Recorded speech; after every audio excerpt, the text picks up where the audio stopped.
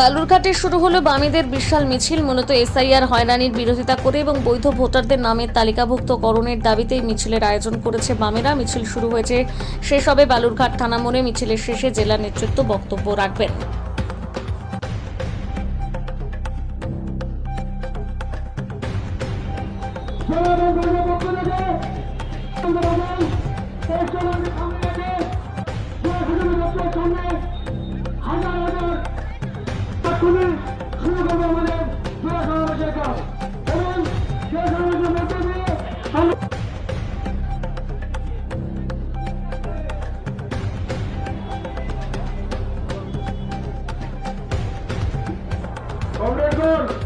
আপনারা অনেক অসুবিধা মাথায় নিয়ে আপনাদের আজকে বামফ্রন্টের পক্ষ থেকে জেলা নির্বাচন আধিকারিকের কাছে যে বিবেচনাধীন ভোটারদের নিষ্পত্তি না হওয়া পর্যন্ত ভোট না করবার দাবি, পাশাপাশি যোগ্য ভোটারদের ভোটার তালিকার অন্তর্ভুক্ত করা। আমরা লক্ষ্য করছি বহু যোগ্য ভোটার যারা এসআইআর প্রক্রিয়ার মধ্যে তারা আজকে বাতিল হয়ে গেছে, তাদেরকে পুনরায় সুযোগ দেওয়া এবং ভোটার তালিকায় অন্তর্ভুক্ত করার দাবি আছে।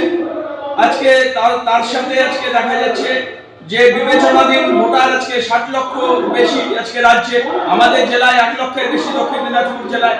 সমস্ত বিবেচনাধীন ভোটারকে দ্রুত নিষ্পত্তি করতে হবে।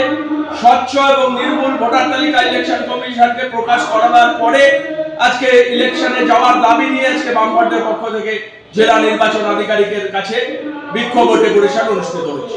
আপনাদের এই বিক্ষোভ যদি না মানে তাহলে কি করবেন পরবর্তীতে?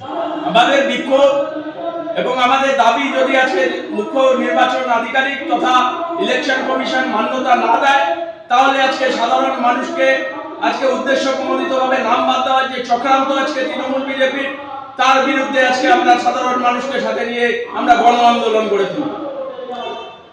আপনার নাম? আমার নাম সুপ্রিয় রায়।